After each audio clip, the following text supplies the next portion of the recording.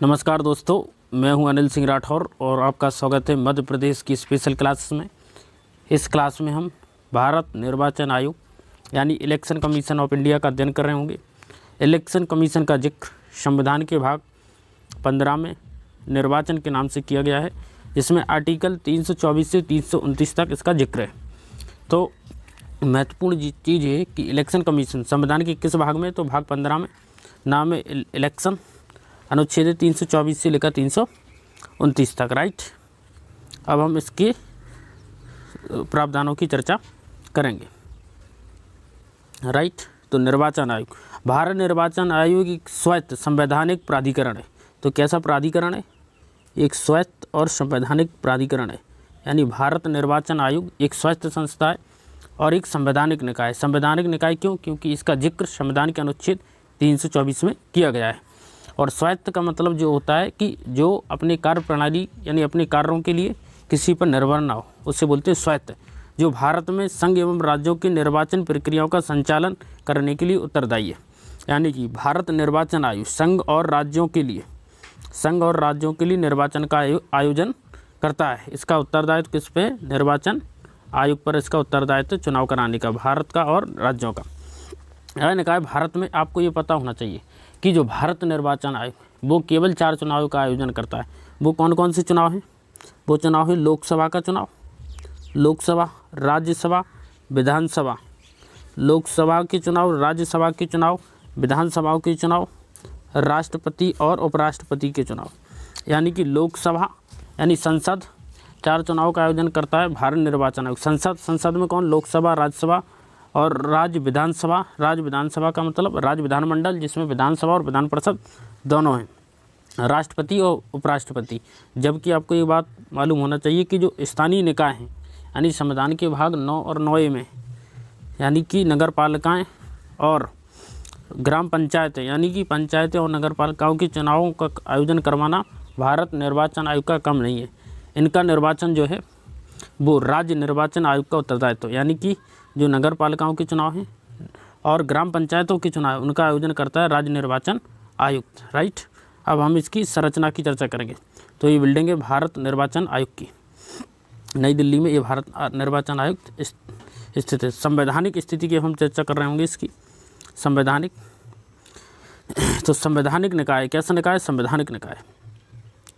आप कुछ मूलभूत बातों को समझिए कि जो भारत देश है वो एक समाजवादी, धर्मनिरपेक्ष, लोकतंत्रात्मक गणराज्य। तो भारत कैसा देश है? समाजवादी देश है, यानी उत्पादन के संसाधनों पर समाज का नियंत्रण हो, ऐसे देश को समाजवादी कहा जाता है। धर्मनिरपेक्ष का अर्थ होता है कि धर्म का राज्य से कोई लेना देना नहीं। लोकतंत्रात्मक का मतलब शासन जो है जनता की प्रतिनिधियों के माध्यम से किया जाएगा। जनता अपना शासन या शासक को स्वयं चुनेगी। विश्व का सबसे बड़ा लोकतंत्र भारत, तो भारत जो है विश्व का सबसे बड़ा लोकतंत्र है। और भारत राष्ट्र जो है 15 अगस्त 1947 को अस्तित्व में आ गया था। तब से हमने क्या किया कि हमारा जो आज का निर्वाचन आयोग थे उसका गठन कब किया गया था? आज के निर्वाचन आयोग का गठन कब किया गया था? तो 25 जनवरी 1950, यानी 25 जनवरी 1950 को भारत निर्वाचन आयोग का गठन किया गया था। इसलिए 25 जनवरी को राष्ट्रीय मतदाता दिवस के रूप में मनाया जाता है प्रत्येक वर्ष। राइट, अब हम इसकी संरचना की चर्चा करेंगे। भारत निर्वाचन आयोग की संरचना, तो संरचना के अंतर्गत जो महत्वपूर्ण चीज़ है वो ये है कि जो भारत निर्वाचन आयोग थे वो कब से? 1989, यानी कि 16 अक्टूबर 1989, 16 अक्टूबर 1989 से पहले जो निर्वाचन आयोग थे वो एक सदस्यीय निकाय था, यानी कि एक ही उसमें अध्यक्ष होता था और बाकी सदस्य नहीं हुआ करते थे। लेकिन क्या होगा? संविधान में किया गया 52nd constitutional amendment. 52nd constitutional amendment Rajiv Gandhi लेकर आए 1985 में। और इस कॉन्स्टिट्यूशनल अमेंडमेंट के द्वारा क्या होगा? कुछ मूलभूत बदलाव किए गए। वो बदलाव क्या थे? जो वोटर के लिए यानी मतदाता के लिए मतदान करने के लिए जो आयु थी वो 21 वर्ष से घटा करके 18 वर्ष की गई। 21 संशोधन के द्वारा किया गया। ये संशोधन था 61st कॉन्स्टिट्यूशनल अमेंडमेंट, राइट। तो भारत निर्वाचन आयोग को क्या कर दिया गया, 1 सदस्यीय से बढ़ा करके 3 सदस्यीय कर दिया गया, यानी मुख्य निर्वाचन आयुक्त के साथ अन्य निर्वाचन आयुक्तों की भी नियुक्ति कर दी गई। लेकिन क्या होगा, 1990 में इसे पुनः समाप्त कर दिया गया और 1990 से जो है पुनः 1 सदस्यीय बन गया। और बाद में जब पीवी नरसिम्हा राव सत्ता में आए तो उन्होंने इसे पुनः बहुसदस्यीय निकाय बना दिया। इसलिए 1 अक्टूबर 1993 से भारत निर्वाचन आयुक्त जो है बहुसदस्यीय निकाय बना हुआ है। तो आज की बात करें, आज भारत निर्वाचन आयोग एक बहुसदस्यीय निकाय। बहुसदस्यीय निकाय का मतलब 1 निर्वाचन आयुक्त है प्लस 2 अन्य आयुक्त है। 1 निर्वाचन आयुक्त है जिसे कहा जाता है चुनाव आयोग का अध्यक्ष, जिसे मुख्य निर्वाचन आयुक्त के नाम से जाना जाता है, और 2 सदस्य जिन्हें अन्य निर्वाचन आयुक्त के नाम से जाना जाता है। अब हम इनकी नियुक्ति एवं कार्यकाल की चर्चा करेंगे। तो भारत निर्वाचन आयोग का जो कार्यकाल होता है वो होता है, वो कितना होता है, वो होता है 6 ईयर्स या 65 वर्ष, यानी 6 वर्ष या 65 वर्ष जो भी पहले हो। इनके जो वेतन भत्ते होते हैं उच्चतम न्यायालय के न्यायाधीशों के समान होते हैं, और एक बार इनके जो वेतन भत्ते होते हैं उच्चतम न्यायालय के न्यायाधीशों के समान होते हैं। इन्हें पद से मुख्य रूप से मुख्य निर्वाचन आयुक्त को पद से केवल तभी हटाया जा सकता है जब सुप्रीम कोर्ट की जांच के आधार पर उसे आयोग ठहराया जाए, तब जो है राष्ट्रपति द्वारा उसे हटाया जा सकता है। जबकि अन्य निर्वाचन आयुक्त को राष्ट्रपति मुख्य निर्वाचन आयुक्त की सलाह से हटा सकता है। यहाँ पर आप इस चीज़ पर ध्यान दे सकते हैं कि मुख्य निर्वाचन आयुक्त को संविधान में संरक्षण प्राप्त है, जबकि अन्य निर्वाचन आयुक्त को संरक्षण प्राप्त नहीं है। इससे क्या होता है कि जो निर्वाचन आयुक्त है उसकी स्वायत्तता कम होती है, क्योंकि अन्य निर्वाचन आयुक्त को भी प्रोटेक्शन मिलना चाहिए, क्योंकि इस कार्य और शक्तियों के मामले में तीनों निर्वाचन आयुक्त आपस में बराबर हैं। मुख्य निर्वाचन आयोग की भूमिका ठीक वैसी है जैसे कि एक टीम होती है, उसमें सभी खिलाड़ी प्लेयर होते हैं, बराबर होते हैं, लेकिन कैप्टन की भूमिका एक लीडर के रूप में होती है। ऐसे ही मुख्य निर्वाचन आयुक्त की भूमिका एक लीडर के रूप में होती है, जबकि अन्य निर्वाचन आयुक्त उसके सहयोग करने के लिए होते हैं, इसलिए उन्हें भी प्रोटेक्शन दिया जाना चाहिए। लेकिन ये मेंस की बात है, यहाँ हम पीटी का डिस्कशन कर रहे हैं। तो कार्य का निष्पादन कैसे करते हैं, क्या करते हैं कि नियमित बैठकें करते हैं, बैठकों का आयोजन करते हैं, दस्तावेज तैयार करना, ये सब इसके कार्य, निर्णय लेना, राइट। अब हम इसकी संरचना हम इसकी पढ़ चुके हैं, अन्य चीज़ें देख लेते हैं। बजट इसका सरकार तैयार करती है, और राजनीतिक दल एवं आयोग। राजनीतिक दल एवं आयोग का मतलब है कि राजनीतिक दलों को राष्ट्रीय और राज्य स्तर की दलों की मान्यता प्रदान करना निर्वाचन आयोग का एक काम है, और इसके अन्य काम है मतदाता सूची तैयार करना। तो इनके कार्यों की हम चर्चा करेंगे। तो हम अब निर्वाचन आयोग के कार्यों की चर्चा करेंगे। निर्वाचन आयोग का जो सबसे महत्वपूर्ण कार्य है उसे हम 3 वर्ड्स के माध्यम से समझ सकते हैं। निर्वाचनों का पर्यवेक्षण करना, निर्देशन करना और नियंत्रण करना। तो पर्यवेक्षण, निर्देशन और नियंत्रण, सुप्रीडेंसी, कंडक्ट और कंट्रोल, ये निर्वाचन आयोग के मुख्य कार्य हैं।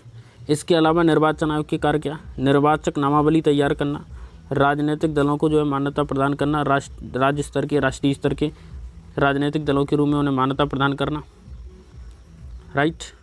तो राजनीतिक दलों को मान्यता प्रदान करना, उनका पंजीकरण करना राष्ट्रीय और राज्य स्तर के रूप में।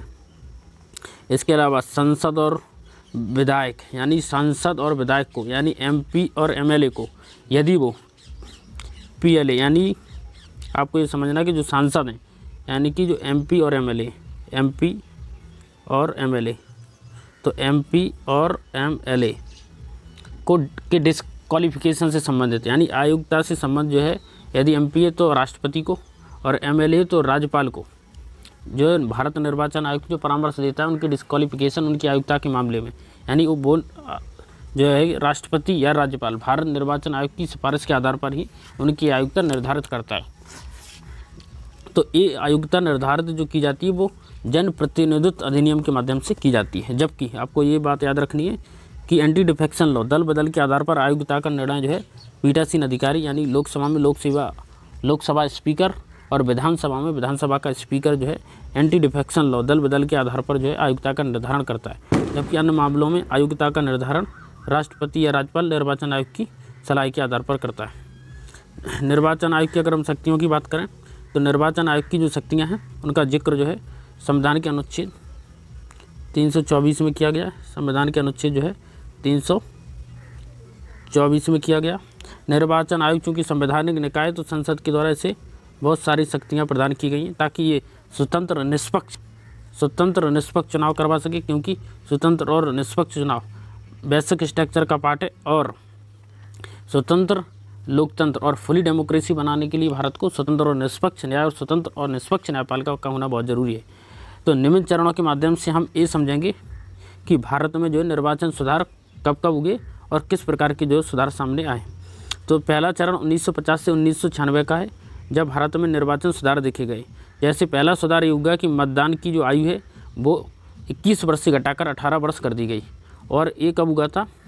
ये हुआ था 61वें संविधान संशोधन के द्वारा। तो आपको ये मालूम होना चाहिए कि 61वें संविधान संशोधन के द्वारा राजीव गांधी सरकार उस समय हुआ करती थी, तो 21 वर्ष से घटाकर जो है 21 वर्ष से घटाकर 18 वर्ष कर दी गई। पहले मतदाता जो पहचान पत्र होता था, वोटर आईडी होती थी, उसमें फ़ोटो नहीं होती थी। कारण क्या था कि भारत की परंपरा ऐसी थी कि महिलाएं फ़ोटो नहीं खिंचवाती थी, क्योंकि वो घूंघट करती थी, पर्दा करती थी, तो दिक्कत पैदा होती थी। लेकिन अब क्या होगा, फ़ोटो युक्त पहचान पत्र की व्यवस्था की गई है। तो फ़ोटो युक्त पहचान पत्र की व्यवस्था की गई। पहले एक पर्ची आती थी जिसके माध्यम से वोटिंग होती थी, लेकिन अब ईवीएम का प्रचलन हो गया है। 2 या 2 से अधिक निर्वाचन क्षेत्रों से लड़ने पर पाबंदी। हालांकि ये पाबंदी अभी मौजूद नहीं है। एक व्यक्ति 2 क्षेत्रों से निर्वाचन लड़ सकता है, लेकिन 2 से अधिक क्षेत्रों पर निर्वाचन नहीं लड़ सकता था। पहले क्या होता था, एक उम्मीदवार कई क्षेत्रों से चुनाव लड़ता था, जिससे वहाँ पर दोबारा चुनाव का आयोजन करना पड़ता था। अब इस पर प्रतिबंध लगा दिया गया। एक व्यक्ति यानी एक ही उम्मीदवार केवल 2 क्षेत्रों से ही चुनाव लड़ सकता है। जैसे 2014 में नरेंद्र मोदी ने वाराणसी और गुजरात यानी गुजरात में से और वाराणसी से, अहमदाबाद से और जो है उत्तर प्रदेश के वाराणसी से एक साथ चुनाव लड़ा था। बाद में उन्होंने एक सीट छोड़ दी और वाराणसी से जो है सांसद बने रहे। उम्मीदवारों की डेथ पर चुनाव कैंसिल नहीं होगा, यानी अगर किसी उम्मीदवार की डेथ हो जाती तो चुनाव फिर वो है कैंसिल नहीं होगा। दूसरे चरण के सुधार 1996 से 2000 के बीच हुए। इसमें राष्ट्रपति उपराष्ट्रपति के चुनाव में क्या होगा, 50-50 और 20-20 अनुमोदक और प्रस्तावक की व्यवस्था कर दी गई। यानी राष्ट्रपति का अगर चुनाव आपको लड़ना है तो 50 प्रस्तावक 50 अनुमोदक होना चाहिए। ऐसे उपराष्ट्रपति के चुनाव में यदि कैंडिडेट बनना है तो 20 प्रस्तावक और 20 अनुमोदक होना चाहिए। और जमानत राशि 15,000 रुपये है। किसके लिए? राष्ट्रपति उपराष्ट्रपति के लिए। 1999 में पोस्टल बैलेट की शुरुआत की गई, यानी पोस्टल बैलेट के माध्यम से चुनाव होगा। और तृतीय चरण के सुधार 2000 से आज तक देखे गए, जिसमें वीवीपैट का प्रयोग होगा, यानी वेरिफिकेशन करने वाली मशीन है जो क्या करती है, आपका वोट ईवीएम के माध्यम से सही तरीके से डला है या नहीं, उसका एक वीवीपैट यानी कि एक इन्वॉइस तैयार करती है, एक पर्ची तैयार करती है, इसके माध्यम से आपके वोट का वेरिफिकेशन बाद में किया जा सकता है। प्रॉक्सी मतदान, कोई व्यक्ति जो है वो फिजिकल रूम में उपलब्ध नहीं तो वर्चुअली जो है मतदान कर सकता है, इसे प्रॉक्सी मतदान के नाम से जाना जाता है। एग्जिट पोल पर प्रतिबंध, कई लोग जो है चुनाव के पहले मीडिया वाले एग्जिट पोल कर देते तो उस पर प्रतिबंध लगा दिया गया। नोटा का प्रावधान 2013 में नोटा का प्रावधान किया गया। मध्य प्रदेश राजस्थान में जब चुनाव हुए तो वहीं से नोटा का परीक्षण किया गया। और नोटा का फुल फॉर्म होता है नन ऑफ द एबव। तो नोटा का फुल फॉर्म याद होना चाहिए, नोटा का फुल फॉर्म होता है नन ऑफ द एबव, इनमें से कोई नहीं। तो नोटा के संबंध में बहुत सारे मामले सुप्रीम कोर्ट में चल रहा है कि नोटा अगर जीत जाए तब क्या जो कैंडिडेट है, जो उम्मीदवार चुनाव में, क्या उन्हें आयोग घोषित कर दिया जाना चाहिए दोबारा चुनाव के लिए, क्योंकि नोटा आगे निकल चुका। ये अभी विवाद का विषय है, इस पर डिस्कशन हो रहा है। 25 जनवरी को पहले भी बताया राष्ट्रीय मतदाता दिवस के रूप में मनाया जाता है। क्यों मनाया जाता है? क्योंकि 25 जनवरी 1950 को ही भारत निर्वाचन आयोग यानी जो वर्तमान निर्वाचन आयोग थे उसकी स्थापना की गई थी। राइट, 20,000 से ज़्यादा चुनाव हमारा भारत निर्वाचन आयोग करवा चुका है। चुनाव पर खर्च की जानकारी देना, पिंक बूथ बनाना, पिंक बूथ का मतलब महिलाओं के लिए स्पेशल बूथ, जीपीएस आधारित ईवीएम का निर्माण करना, यानी ऑनलाइन और इंटरनेट के माध्यम से चलने वाली ईवीएम, वीवीपैट से मतगणना होना। सी विजिल ऐप है जिस पर आप यदि चुनाव में कोई गड़बड़ी होती है, कोई हेराफेरी होती है, भ्रष्टाचार होता है तो उसकी आप शिकायत कर सकते हैं। 100 मीटर में विवाद का निपटान इसके अंतर्गत किया जाता है। यानी आपको यदि चुनाव से संबंधित किसी भी जानकारी का मालूम होता है तो आप सी विजिल ऐप पर उसकी फ़ोटो भेज दें खींच के, तो 100 मिनट के अंदर उस समस्या का निवारण जो किया जाएगा। फिर बहुत सारे अधिनियम है, उसके माध्यम से कुछ चुनाव सुधार किए गए, जैसे इलेक्ट्रॉनिक मतदान मशीन का प्रयोग किया गया वर्ष 2000 चुनाव की लोकसभा चुनाव में, इनका सर्वत्र प्रयोग होगा। और वर्ष 2014 से लगातार मतदान में जो है प्रयोग होता आ रहा है। तो अगर पूछे 2004 के लोकसभा चुनाव में जो है सभी जगह इलेक्ट्रॉनिक वोटिंग मशीन यानी ईवीएम का जो है प्रयोग किया गया। तो पूछे पहली बार पूरी तरीके से कंप्लीटली लोकसभा में जो है कब प्रयोग किया गया, तो 2000 चुनाव में।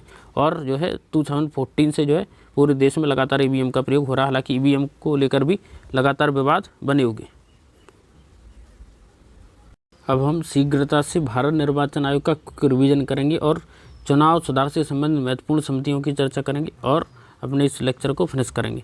तो भारत निर्वाचन आयोग का हम अध्ययन कर रहे थे। इसकी स्थापना 25 जनवरी 1950 को हुई थी। किस अनुच्छेद के तहत? संविधान के अनुच्छेद 324 के तहत। संविधान के भाग 25 में इसका वर्णन किया गया 324 से 329 तक, यानी संविधान का भाग 15 अनुच्छेद 324 से 329 तक। यह एक संवैधानिक निकाय, यानी इसका वर्णन संविधान में। उद्देश्य क्या भारत निर्वाचन आयोग का? तो उद्देश्य संविधान में वर्णित राजनीतिक न्याय की स्थापना करना। तो निर्वाचन आयोग का गठन क्यों किया गया? ताकि भारत में राजनीतिक न्याय की स्थापना की जा सके। तो हमने संरचना के बारे में भी डिस्कशन किया था। संरचना, तो जो संरचना है वो किस प्रकार की संरचना? एक अध्यक्ष है और 2 सदस्य हैं। अध्यक्ष को मुख्य निर्वाचन आयुक्त, जबकि सदस्यों को अन्य निर्वाचन आयुक्तों के नाम से जाना जाता है।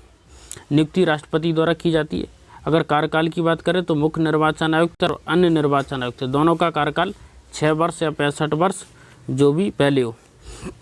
अगर हटाए जाने की व्यवस्था की बात करें तो हटाए जाने की व्यवस्था ये है कि ये अपना त्यागपत्र चाहे तो राष्ट्रपति को दे सकते हैं, यानी भारत निर्वाचन आयुक्त अपना जो त्यागपत्र जो है वो राष्ट्रपति को हस्ताक्षर के माध्यम से जो है दे सकता है, या फिर राष्ट्रपति अपने पद से हटा सकता है। राष्ट्रपति कैसे हटा सकता है?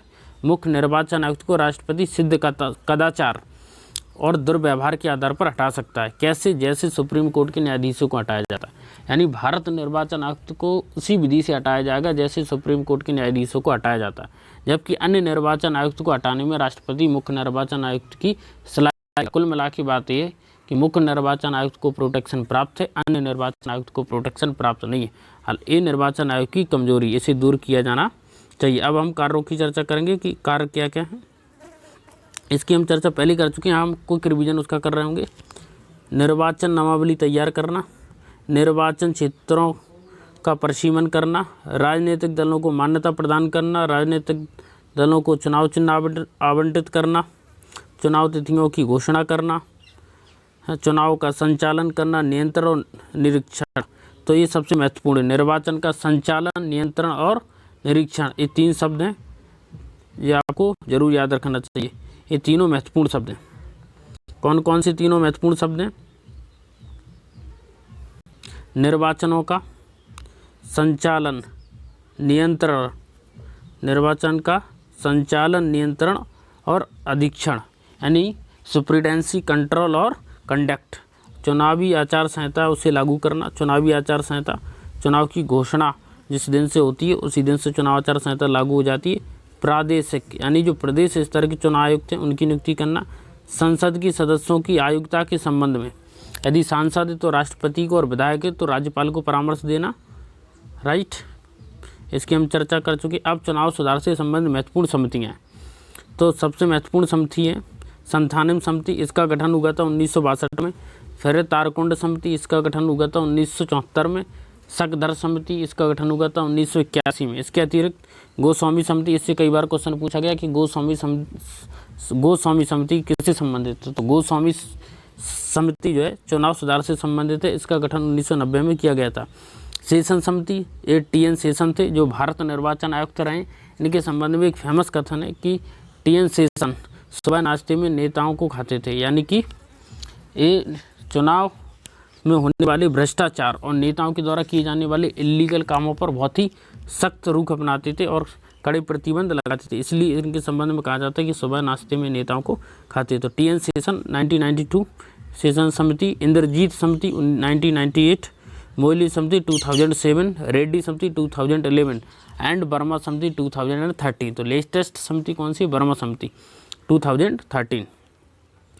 पहले अध्यक्ष कौन थे? तो भारत निर्वाचन आयोग के पहले अध्यक्ष सुकुमार सेन थे। मैं आपको एक वर्क देता हूं कि वर्तमान में भारत निर्वाचन आयुक्त के जो है अध्यक्ष कौन है और सदस्य कौन से, ये आपको पता करना। हम आपको बता सकते हैं लेकिन हम आपको नहीं बताएंगे। एक बार हम आप पर छोड़ेंगे। अभी के लिए इतना ही। नमस्कार, जय हिंद।